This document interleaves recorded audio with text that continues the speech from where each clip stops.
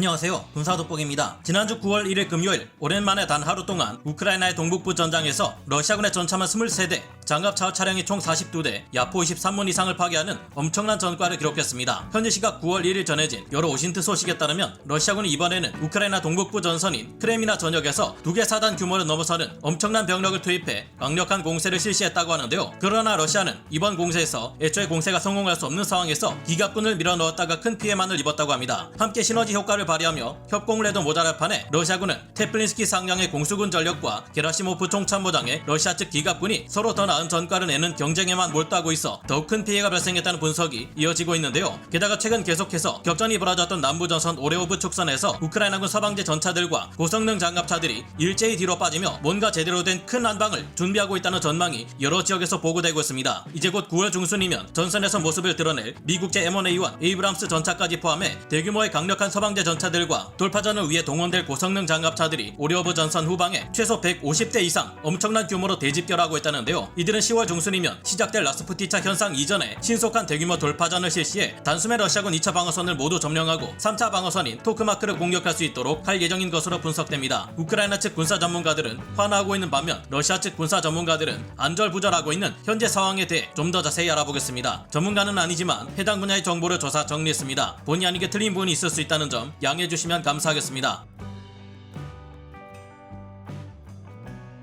현지 시각 9월 1일 전해진 여러 오신트 정보에 따르면 우크라이나 동북부 크레미나 전선에 러시아군이 엄청난 규모의 기갑 전력은 물론 이들의 공세를 후방에서 지원할 포병 전력 또한 상당한 규모로 동원했다고 합니다. 먼저 디브로바 방면으로 공세를 시도한 것은 러시아군 제144 근위 차량화 소총 4단 예하, 제59 전차 연대와 제6 바스 예비군 대대 및 제12 바스 예비군 대대, 제90 차량화 소총 4단 예하, 228 차량화 소총 연대, 모스크바 지역 의용병 대대를 합쳐 모두 1개 사단 규모의 전력입니다. 리시찬스크 서부에 위치한 빌리호리우카 쪽으로 공세를 시도한 것은 루안스크군 제127 차량화 소총 여단, 그리고 체첸군 세베르 아크메드 연대, 제7 바스 예비군 대대 및 제16 바스 예비군 대대, 제78 아흐메드 북부 연대인데 이들의 규모 또한 1개 사단급에 달할 정도의 거대한 전력이었습니다. 문제는 이들 부대들의 경우 대부분 전차와 장갑차를 비롯한 기갑 부대인데 이들이 공세를 가한 지역이 높낮이가 다른 산림 지역이라 방어하는 쪽이 더 유리했다는 것인데요. 우크라이나군 측에서는 이들의 공세를 막기 위해 제63 기계화 여단, 제67 기계화 여단, 제100 영토방위 여단 등의 부대들이 배치되어 있었다고 합니다. 이들은 방어하는 지역이 산림지대라는 이점을 살려 이번에도 역시나 러시아군의 공세를 격퇴했다고 합니다. 리시찬스크 서부의 빌리호리우카에서는 우크라이나군 제81 공중기동여단이 세베르스키 도네츠 강을 끼고 있어 천의 요새나 다름없는 언덕에 방어선을 구축하고 있었는데요. 러시아군 측에서는 이곳으로 T-72B3 전차를 동원해 돌파전을 시도했고 공중에서는 수-25 공격기가 근접 항공 지원을 담당하는 한편 러시아 포병 부대들 또한 화력 지원을 담당했기에 공세의 강도가 매우 강력했습니다. 게다가 이번에 투입된 러시아군 부대들은 최근까지 재정비를 비교적 충실히 거친 병력들이었기에 더 강력했는데요. 하지만 우크라이나군은 미리 사전에 러시아군의 전차와 장갑차들이 들이닥칠 곳에 집중 포격을 쏟아붓기 위한 철저한 화력 계획을 설정해 놓은 상태였고 러시아군은 예상대로 그 지점에 그대로 들이닥쳤다가 우크라이나군의 포격에 초토화되었다고 합니다. 8월 31일 그 피해 정도가 오죽했으면 지난해 9월 우크라이나군이 벌였던 리만 고속 기동전 이후 하루 만에 발생한 러시아군 전차 파괴 전과 중 최대 규모일 정도라고 합니다. 이 지역은 산림지대와 하천들이 있어 기갑부대 이동에 제약 사항이 많은 데다가 먼저 투입되었다가 파괴된 기갑 장비들이 기동로를 막아버리는 바람에 더 큰 피해를 기록하는 등 상황이 크게 악화되었다고 하는데요. 그런데도 불구하고 러시아군은 계속해서 이런 이해할 수 없는 공세를 반복하고 있습니다. 지형상 불리한 조건에서는 이처럼 무리하게 기동부대를 투입해 공세에 집착하기보다 방어선을 지키는 데 활용하거나 넓은 평원지대가 많은 남부전선에 활용하는 것이 더 적절할 텐데요. 이들이 이처럼 이해할 수 없는 공세 형태를 보이는 뒷배경에는 군부 간의 경쟁과 충돌이 깔려있다는 분석도 있습니다. 테플린스키 상장이 이끄는 공수군은 지난주 잠시 뿌리기는 했어도 역습을 가해 약간의 성과나마 낸 바 있습니다. 지난주 우크라이나군이 남부전선 오레오브 축선에 노보티네 일대에서 돌파구를 16km로 넓혔지만 이 영역들의 일부를 러시아 공수군들이 잠시 수복했었는데요. 공수군 측과 갈등을 겪고 있는 게라시모프 총참모장의 기갑군들이 이때 공수군 전과에 자극받은 나머지 급히 전과를 늘리기 위해 무리하게 빌로오리우카, 크레미나 방면으로 최정예 기갑군단을 이끌고 치고 나온 것이라는 분석입니다. 당연한 이야기겠지만 이런 식으로 경쟁과 오늘 내일의 전과에만 집착하는 러시아군은 장기적으로 뚜렷한 전략적 목표를 세워 제대로 전쟁을 끌고 나가는 방식으로 전환하지 않는다면 계속해서 피해만을 더 키울 뿐일 겁니다. 그런 반면 우크라이나군은 현재 남부전선에서 러시아군의 취약해진 2차 방어선을 돌파하기 위해 드디어 대규모의 서방제 전차들을 있는 대로 끌어모으고 있는데요.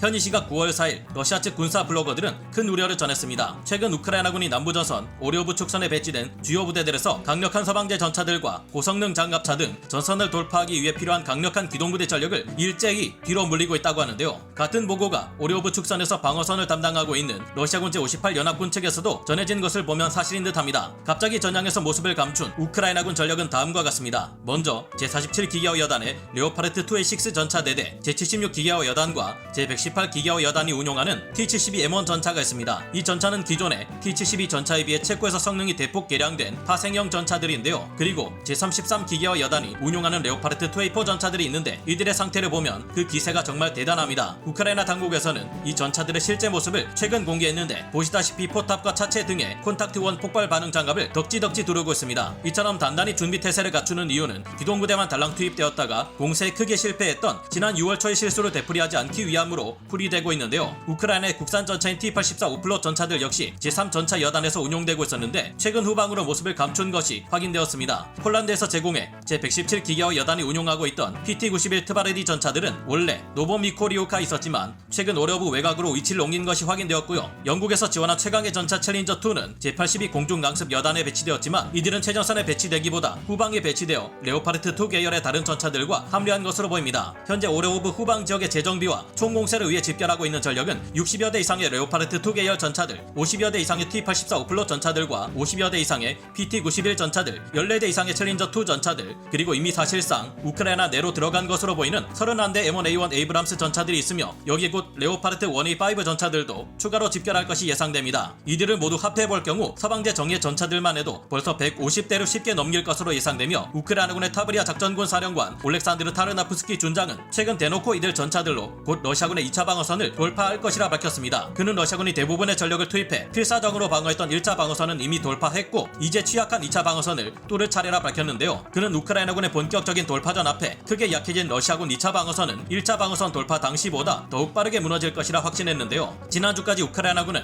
러시아군의 2차 주방어선 전방 코앞까지 치고 들어가 보급을 받을 수 있는 거점을 확보했습니다. 그리고 지금은 전선의 정비 작업을 진행 중인데요. 이미 러시아군 후방의 물류 거점이나 보급로는 초토화되었고 고립된 러시아군은 탄약과 식량, 물자 보급 등을 제대로 받지 못해 크게 약해져 있는 상태인데다 2차 주방어선의 형태라는 것이 그저 1차, 2차 방어선을 옆으로 길게 늘려놓은 것일 뿐 교통로가 없어 예비대 병력의 지원을 제때 받기 어려운 참호선들이 늘어서 있습니다. 이런 상태에서 지난 6월 초와 달리 제대로 가하는 우크라이나군의 돌파전은 다르겠죠. 한편 그동안 우크라이나군의 드론 공격에 의한 러시아군 피해도 심상치 않게 늘어났습니다. 지난주 8월 30일 러시아 본토의 프스코브 공군기지에 야간에 우크라이나군의 드론 20여 대가 공격을 가하자 최소 6대의 러시아군 항공기가 초토화되어 버렸는데 이 사실이 알려지기 무섭게 같은 곳에 또다시 9월 1일 새벽 두 번째 드론 공격이 가해졌습니다. 현재 주민들이 목격한 바에 따르면 이때 700km 범위에 걸쳐 구축되어 있는 러시아군 방공망에서는 무수한 대공포탄이 하늘로 쏟아졌다고 합니다. 그러나 이렇게 했음에도 우크라이나군의 드론은 단 한 대 격추된 것이 확인되었을 뿐이었습니다. 지대공 미사일이 발사되는 것을 볼 수 없는데 그래서인지 러시아군의 방공망에 사용되어야 할 지대공 미사일이 모두 소진되어 버린 것이라는 분석이 나오고 있습니다. 이번 공격에서는 지난 8월 30일 당시 파괴되지 않았던 러시아 공군 항공기들이 마저 공격받아 파괴된 것으로 보이는데요.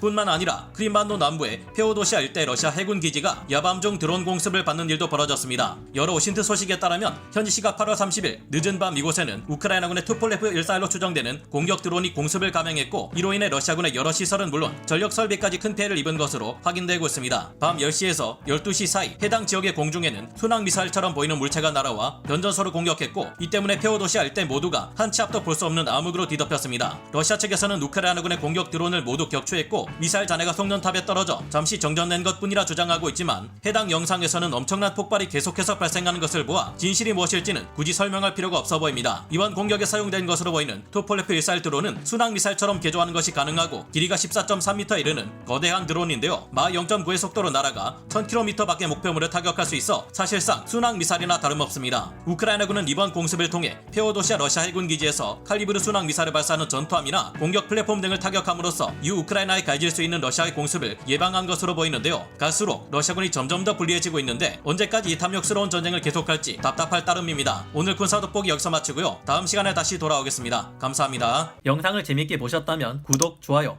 알림 설정 부탁드리겠습니다.